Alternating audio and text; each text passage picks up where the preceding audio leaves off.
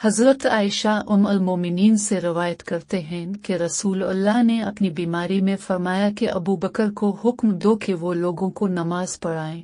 हज़रत आयशा का बयान है, मैंने अर्ज किया कि अबू बकर आपकी जगह खड़े होंगे तो लोग उनके रोने के सबब से उनकी आवाज़ न सुन सकेंगे, इसलिए आप हज़रत उमर को हुक्म दे के नमाज पढ़ाएं। आपने फरमाया कि अबू बकर को कहो कि लोगों को नमाज पढ़ाएं। आयशा का बयान है कि मैंने हिफ्सा से कहा कि तुम नबी से अर्ज करो कि हज़रत अबू बकर जब आपकी जगह पर खड़े होंगे तो उनके रोने के सबब से लोग उनकी आवाज़ सुन न सकेंगे, लिहाजा उमर को हुक्म दीजिए कि वो नमाज पढ़ाएं। चनाचा हिफ्सा ने ऐसा ही किया तो रसूल अल्लाह ने फरमाया कि तुम यूसुफ की साथी औरतें हो, अबू बकर को हुक्म दो कि लोगों को नमाज पढ़ाएं। हज़रत हिफ्सा ने हज़रत आयशा से कहा कि मैंने तुमसे कभी कोई भलाई नहीं पाई। नसरी से रवायत करते हैं, मोहम्मद बिन जबीर बन मुतम ने भी इसका जिक्र किया था कि मैं मालिक के पास गया, इनसे पूछा तो उन्होंने बयान किया कि मैं चला ताकि हज़रत उमर के पास जाऊं। मैं पहुंचा तो उनका दरबान यरफक आया और पूछा, क्या हज़रत उस्मान और अब्दुर्रहमान और जुबैर और साद को अंदर आने की इजाज़त देते हैं? उन्होंने कहा हाँ। चनाचा वो लोग अंदर आए, सलाम किया और बैठ गए। फिर यरफक ने कहा कि हज़रत अली व हज़रत अब्बास को इजाज़त देते, इन दोनों को भी अंदर आने की इजाज़त दी। हज़रत अब्बास ने कहा कि अमीरुल मोमिनीन इन दोनों के दरमियान फैसला कर दें और एक दूसरे से निजात पालें। हज़रत उमर ने उनसे कहा कि सब्र करो, मैं तुम्हें अल्लाह का वास्ता देकर पूछता हूँ कि जिसके हुक्म से आसमान और ज़मीन कायम हैं, क्या तुम जानते हो कि नबी ने फरमाया कि हमारा कोई वारिस न होगा, हमने जो कुछ छोड़ा वो सदका है, और ये नबी ने सिर्फ अपनी ज़ात के मुतालिक फरमाया, इन लोगों ने हाँ आपने फरमाया है। फिर हज़रत उमर हज़रत अली और अब्बास की तरफ मुतवज्जे हुए और कहा कि मैं अब दोनों को अल्लाह का वास्ता देकर पूछता हूँ, क्या आपने ये फरमाया? उन्होंने कहा। हज़रत उमर ने कहा कि मैं तुम लोगों से इसकी हकीकत बयान कर दूँ।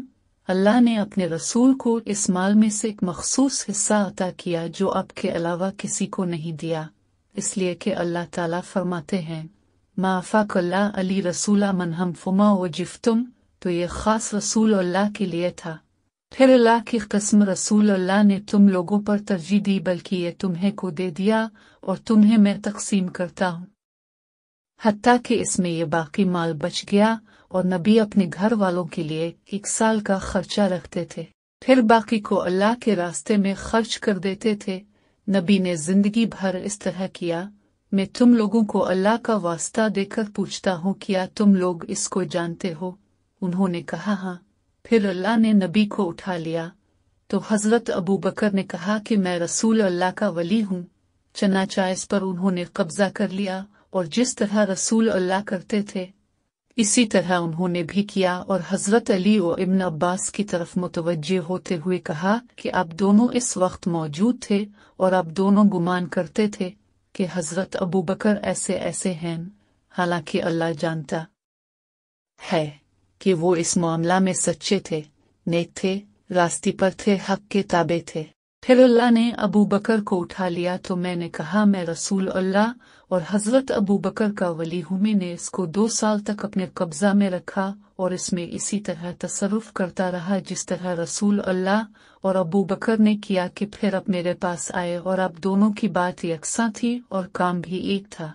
अब अपने भतीजे के माल से हिस्सा मांगने आए और ये अपनी बीवी का हिस्सा अपने वालिद के माल से मांगने के लिए आए, तो मैंने कहा कि अगर आप दोनों चाहते हैं तो मैं आपको इस शर्त पर दूंगा कि आप अल्लाह के अहद व मीसाक के मुताबिक इसमें अमल करें, जिस तरह रसूल अल्लाह और हज़रत अबू बकर करते थे और जिस तरह मैं अपने कब्जे में लेने के वक्त से अमल करता रहा हूँ, वरना फिर इस मामले में मुझसे गुफ्तगू न कीजिए। तो आप दोनों ने कहा कि हमें इस शर्त पर दी दो। फिर मैंने आपको दे दिया। फिर दूसरे लोगों की तरफ मुतवज्जे हुए, फरमाया कि मैं तुम लोगों को अल्लाह का वास्ता देकर पूछता हूँ कि मैंने यहाँ दोनों को दे दिया था। इन लोगों ने कहा हाँ। हज़रत उमर ने कहा कि आप मुझसे इसके अलावा कोई फैसला चाहते हैं तो किस्म है इस ज़ात की जिसके कब्जे में मेरी जान है اور جس کے حکم سے آسمان و زمین قائم ہیں، میں قیامت تک اس کے علاوہ کوئی فیصلہ نہ کروں گا۔ اگر آپ اس کے انتظام سے عاجز ہیں تو ہمیں واپس کر دیجیے، میں آپ کی طرف سے اس کا انتظام کروں گا۔